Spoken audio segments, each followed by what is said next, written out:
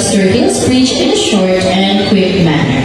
And with us this afternoon is our very talented and beautiful sister in Christ, Sister Kathleen.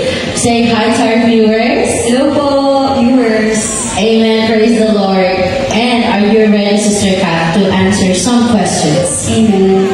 Amen. Praise the Lord. So, our topic earlier was very interesting, right? And very self-provoking, something that you would really ask yourself. Am I really serving the Lord or whatnot? The title of of the preach earlier was Saved but Turned Away. Sa Tagalog po, naglikod, pero tumalikod.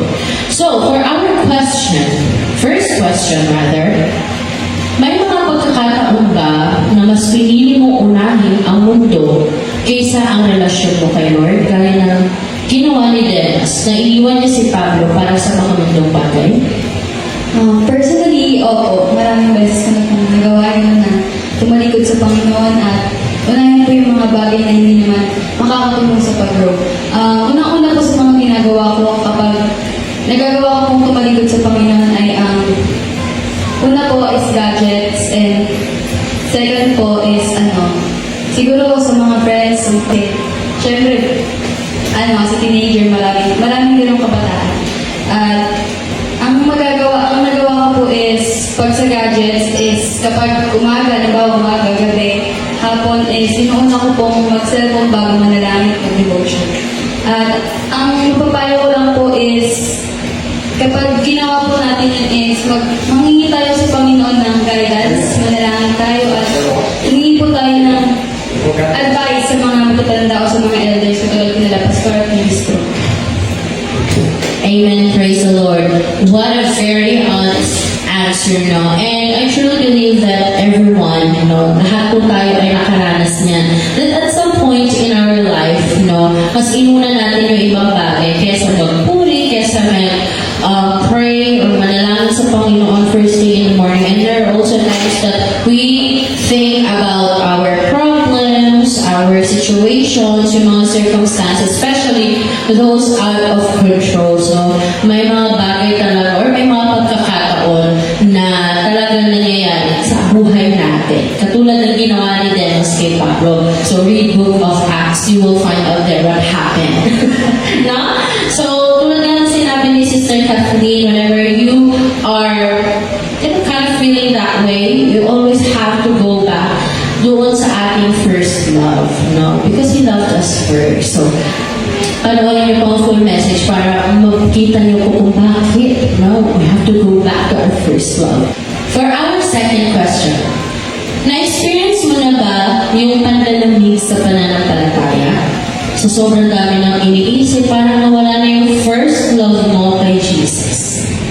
Personally po, naranasan ko po na mawala po yung first love sa Kanya or mawala yung pagmamahal ko sa Panginoon dahil ako po ay 5 years pa lang po sa pananampalataya at alam ko naman po na kahit yung mga matatagal na sa pananampalataya ay naranasan namin po mawala ang first love sa Panginoon, pero hindi naman po yun dahilan para tumigil tayo sa pagpupuri sa Kanya at pagkawala ng pananampalataya. Ako po, naranasan ko po na kahit nawawalan po ako ng pananampalataya or first love na sa Kanya, is hindi ko pinapakita sa mga kapatiran natin. Gusto po ako po yung nanalangin upang mabalik ko po ang pagmamahal ko sa Kanya at pananampalataya. Amen. Praise the Lord. Thank you so much, Sister Kathleen, for that very honest and unfiltered answer, And talaga naman, naniniwala din ako at some point in our lives, regardless so very tenured, sa pananampalataya, 20 years, 30 years. I actually remember a businessman, I don't know if you know him, but he's the composer of a very well-known song with the lyrics, "It is well with my soul." So at first, this businessman is very on fire with God. Ay sabihin ka talagang grabe, regardless kung namatay ang anak niya, nalugi yung business niya, nawala yung lahat sa kanya. He was on fire fire with God, and it is well with my soul, sabi niya pa nga. But at some point, at the latter time in his life, naranasan niya naman na nawala yung fire, no, sa pananampalataya sa Panginoon. So I like talaga na sinabi mo na whenever you feel that you always have to pray, no, ay lagi ka babalik sa Panginoon. At huwag mo rin ipapakita no, sa ating mga kapatid. Kasi minsan baka makahawa or maka-influence pa tayo ng iba. No? So kapag may mga ganun, it's okay actually to open up with your pastors, with your ministers. Ganito po yung naranasan ko. But we have to also be careful on how we show, we display to others. Kasi nga naman baka ma-influence din natin sila. And I was able to witness naman Sister Kathleen, no? Whenever she's that way, I actually like that she's still here, doing her part in the ministry. Therefore, thank you so much for doing your part in the ministry, and thank you for using your talents for the Lord, no? Baka buti ng puso. Glory to God po.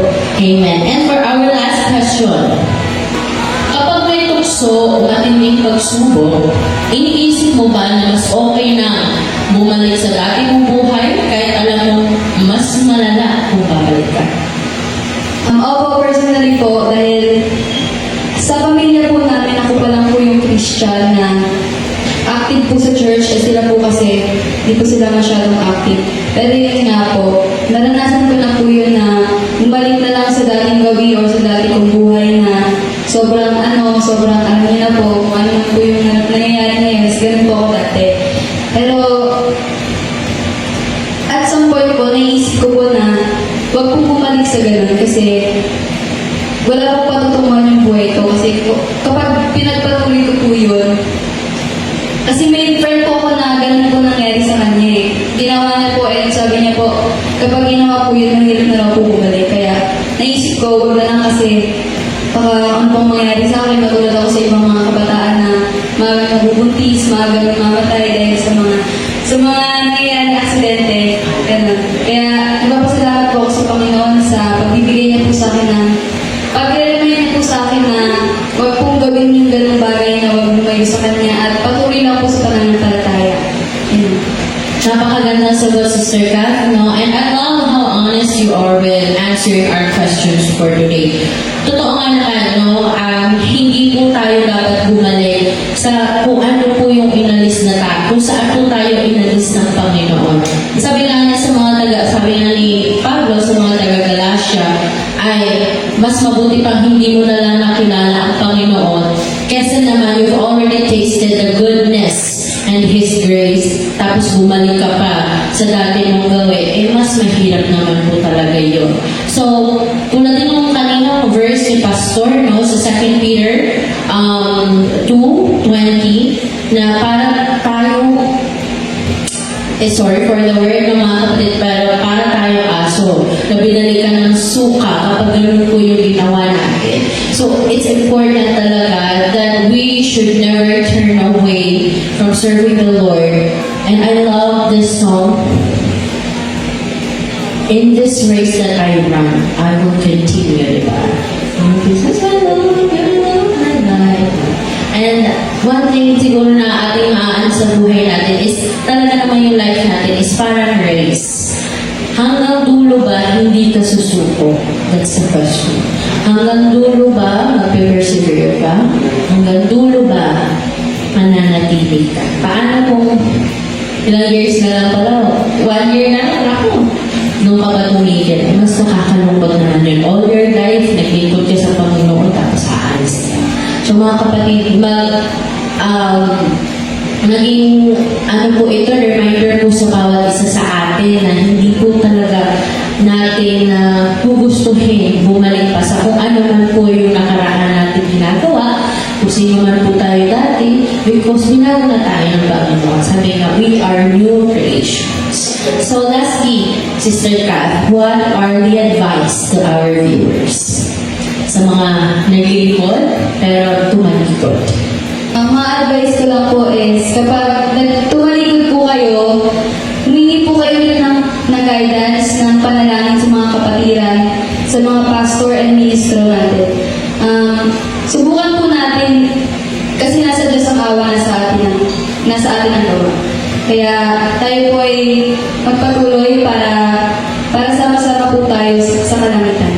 At gawin po natin yung best natin para bumalik tayo sa Panginoon. Kung kayo man po ay nanghihina, kayo man po ay hindi na po talaga makakabalik sa pananampalataya, is huwag kayong mahiya sa mga kapatid nyo na kung nahihiya man kayo bumalik sa church nyo, nahihiya man kayo na makipag-usap, tagalin niyo po yung hiya. Tayo po ay sumama at humingi ng panalangin. Amen, praise the Lord. Wait, totoo yan. Mafe-feel mo parang nakakahiya na bumalik sa church kasi ganito yung ginawa ko. But then again, actually, ikaw lang nag-iisip nun.